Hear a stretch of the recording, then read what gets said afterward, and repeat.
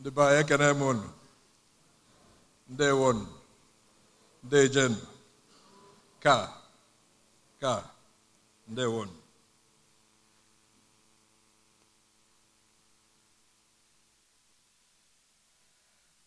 Ọ na-agụ m akwa na mba ebe a hụ ndị kpọrọ ka nne na nna.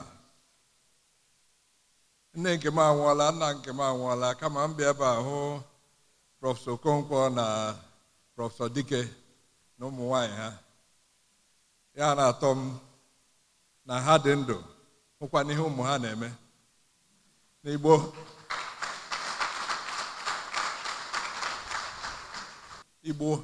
anyị na-asụ bụ maka ha nwa. Maka ebe anyị nwa nọ, ma ebe a mụọ nọ, ebi m na Abuja. Emerubeghị m ya. Ụmụ nke m, ma mụ abụ onye Igbo, nwaanyị m bụ onye Igbo. Ụmụ m anaghị asụ Igbo ọfụma.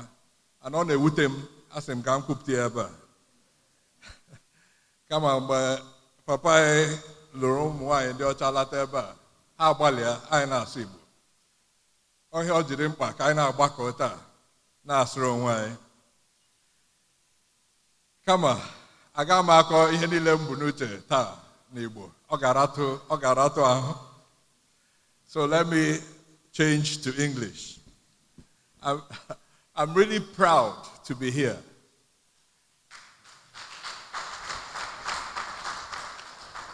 I told Patrick and Nana that I'll do everything possible to be here. And today there were some hurdles in my journey. But I finally got here somehow. This event started when Patrick visited me 2 months ago. And I showed him something I had just discovered. I had opened one of my father's boxes that we had put in the store for many, many years, and discovered my father was in Germany during the Biafra War, but his heart was here. I discovered newspaper articles numbered from every day. Every single article published with anything on Biafra was carefully collected, dated, with notes on them. Now, all these articles were put in folders. The newspaper articles, of course, they have aged with time. But we started having this deep discussion on what we will do with these articles. And eventually, I will speak to my mother, Professor Jill Dike, to think of what we can do in the librarian function to bring it to our people, to read and understand the perspective of journalists in Europe to what was happening in Nigeria between 67 and 70.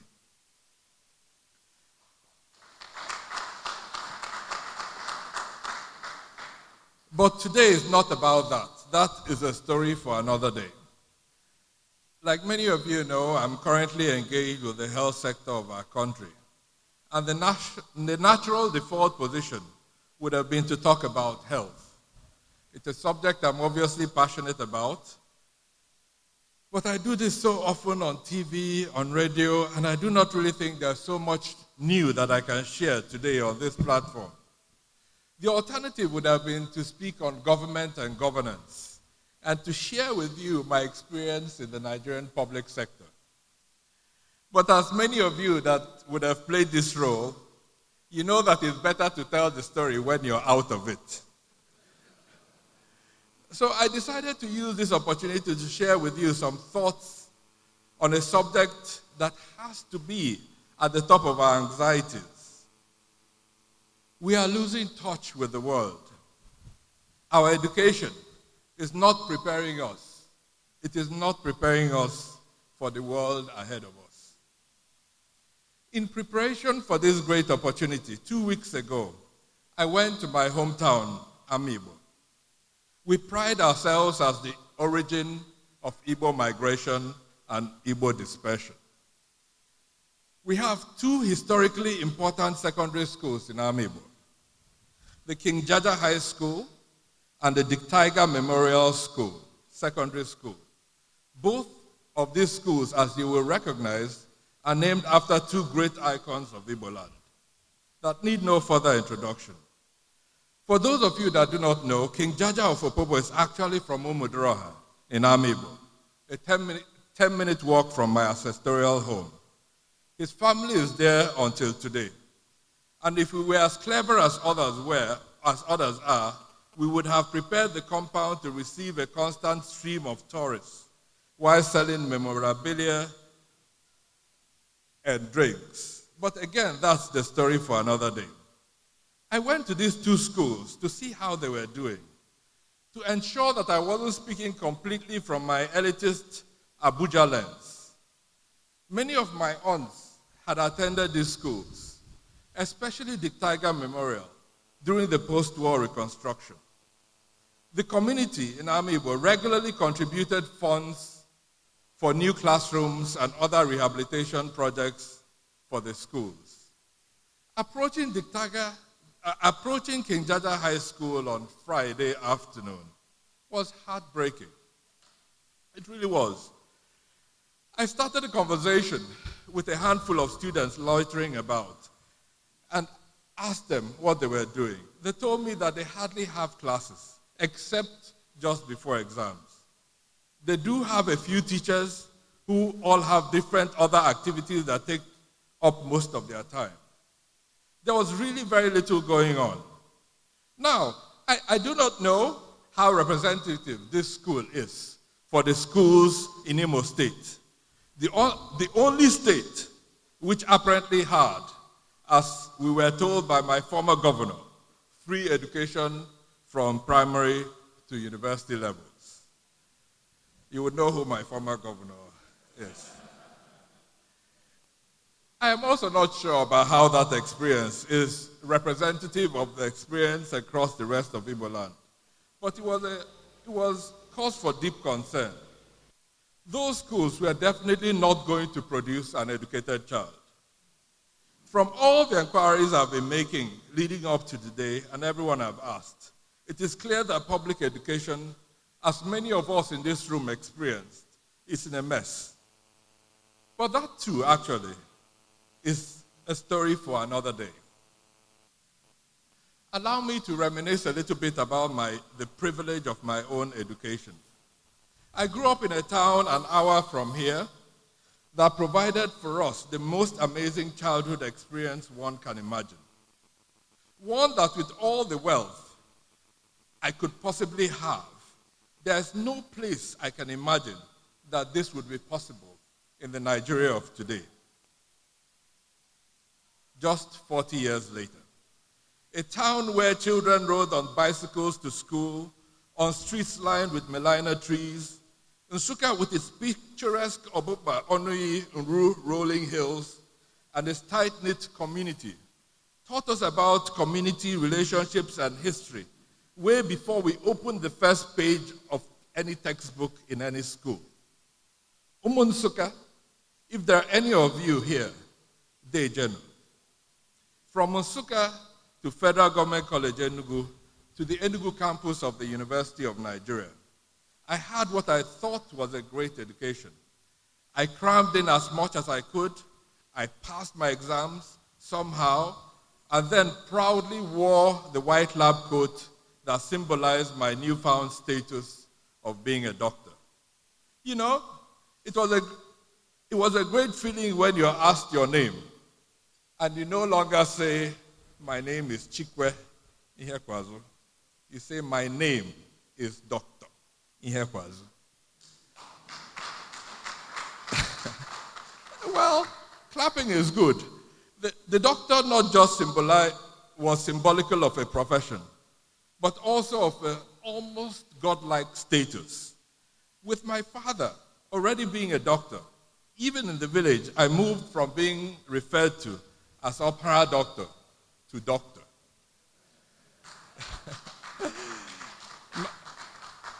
Not an easy feat. I felt like I was on top of the world.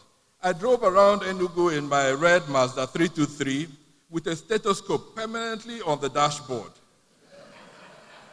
I wonder how many of my colleagues still do this today. It definitely helped with the cops. But as much as my education earned me this status, my enlightenment really happened when I moved out of Nigeria to Germany to start my master's degree program in public health.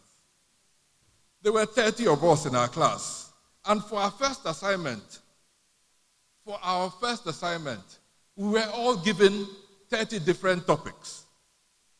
So the teamwork that had helped us so much through the years of education in Nigeria immediately failed in this circumstance.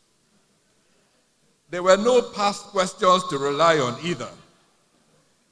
My first assignment was to compare the health systems in Germany, the UK, and the USA. We were expected not only to hand in a paper, but to do a presentation. I knew I was cornered. There was nowhere to escape. I dived into the subject matter like any Niger guy faced with an apparently insurmountable problem would do. But this time, I was not cramming the nerve supplies to muscles or the names of chemicals that made up medicine, but I was immersed in discovery. I had a feeling I had never had before, one of joy in gaining deep and new insights into a complex set of issues. It was such a liberating feeling, one I actually, at some point, started enjoying. This newfound love for seeking depth in knowledge of specific subjects is one of the key reasons I have progressed fairly rapidly in my career. I found a new type of love in understanding how disease spread in populations. From the onset, from when I stumbled onto epidemiology, it was never just a profession, and it has never been, nor just a means of earning a living. It was something I became deeply interested in and spent hours on. I read books, I watched films, I argued with friends about why measles spreads so rapidly and tuberculosis does not. Not really the most apparently interesting topic for a 20-year-old. But in that context, in Germany, I met other friends and colleagues who had gained as much and often more knowledge in similar areas. It was really cool and sometimes even sexy to have depth in knowledge. You saw people proudly explain the most complex circumstance. Continuous learning became not a problem, but a joy. Life went on, career progressed, and we kept pushing and kept gaining depth. But in 2007, something else happened. I got invited to a conference in Arusha, Tanzania, called TED. TED stands for Technology, Entertainment, and Design. I had no idea at the time what it was. Apparently, my friend and brother, IHEKWEAZU, had recommended that we both go. Prior to this, the only conferences I attended, like I just mentioned, were not just on health, but on epidemiology and on the spread of diseases. I asked Ike, my bro, what are we going to do in this place? He explained to me that TED was like a mini Davos, and if nothing else, let's go and enjoy Tanzania for a week. Well, TED had just started in the US and was coming to Africa for the first time. Now, this was before the whole Africa Rising narrative had gained strength. It brought together speakers doing amazing things across the continent to share the stories of what they were doing. There was Patrick Awa, who had just started the first liberal arts university in Accra, Ghana. I listened to Patrick talk about his university. Patrick spoke about how during an exam, the students in his university had come up to him and said to him that they did not want an invigilator during the exam. That the degree that they were going to get in this university meant too much to them for them to belittle it by copying each other. That they would therefore hold each other accountable. That they would hold each other accountable. That they were not children that needed an invigilator to make sure that they can reproduce what they had learned. I met people like Orio Okolo, who had started a platform. This was in the early days of blogging, that put the contents of the Kenyan parliament for the first time on the internet. I met Dele Olojede, a journalist who had just won the Pulitzer Prize for a series of articles he did on Rwanda. We heard stories that we had never heard before of Africans transforming their own spaces. These were not the stories of Jeff Bezos or Steve Jobs or Richard Branson, the books that we see on the shelves of our airport bookshops. But these are the stories of amazing Africans, people that we could connect to. Now, I learned from this conference that in addition to depth, one needed breadth. We have to know more about things around us, and this requires an investment of time and interest. And no, a deep knowledge of the transfer market of Arsenal and Chelsea does not count. Now, let's go back to the beginning. How are we educating our children? I spoke earlier about our schools, not even those that do work. How and what are we learning? How and what are we learning? Who here remembers his Igbo catechism?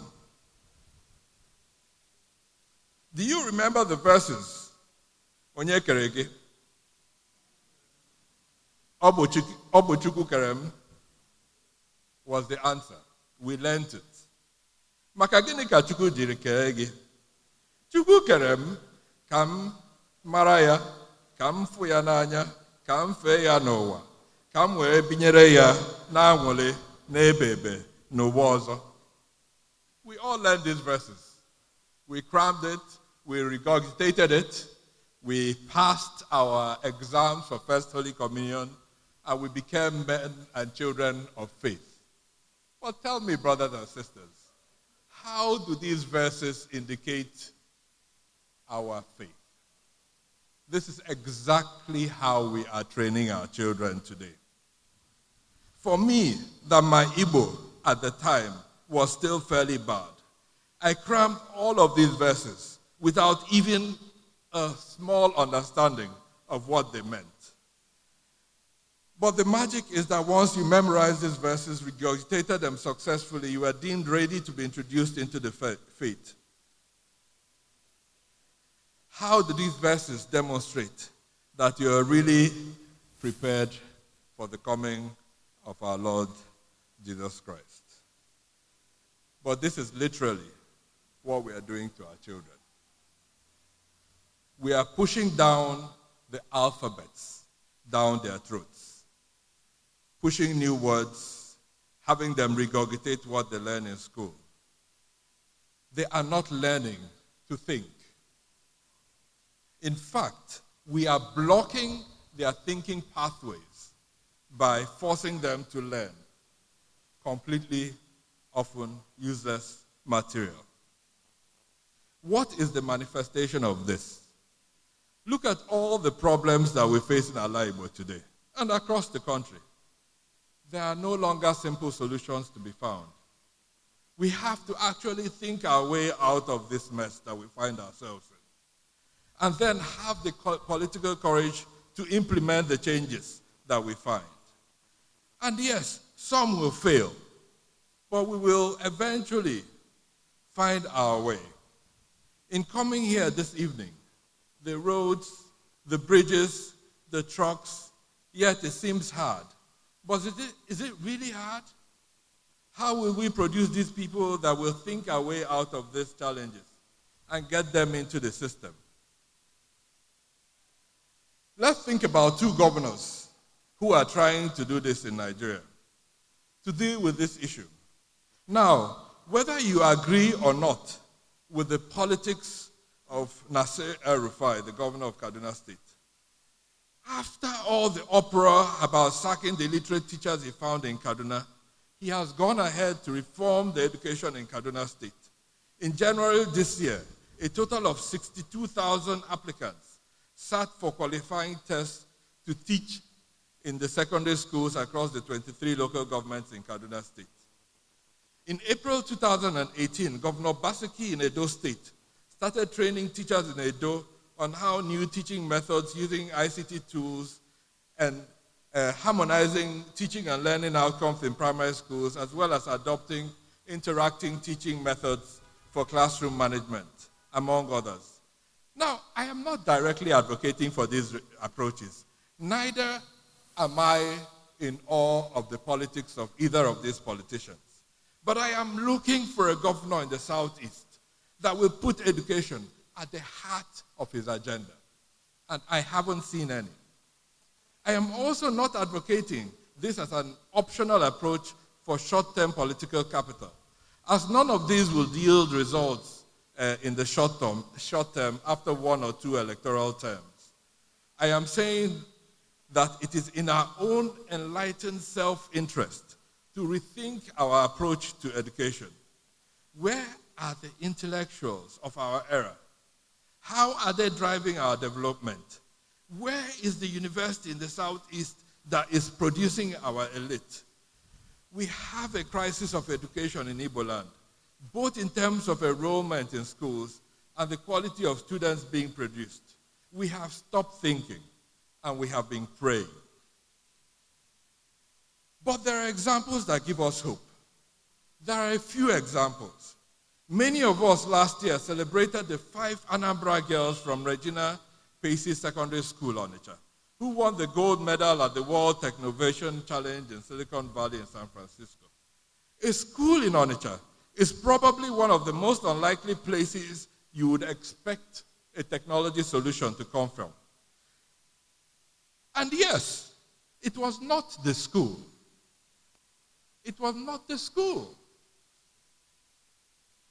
Most of the credit must go to one lady, Mrs. UCHE Onwamebu Ugu, who, while attending an education summit outside Nigeria, stumbled on books on robotic models on an exhibition stand, angry about her own ignorance and scared about her children and others in our community.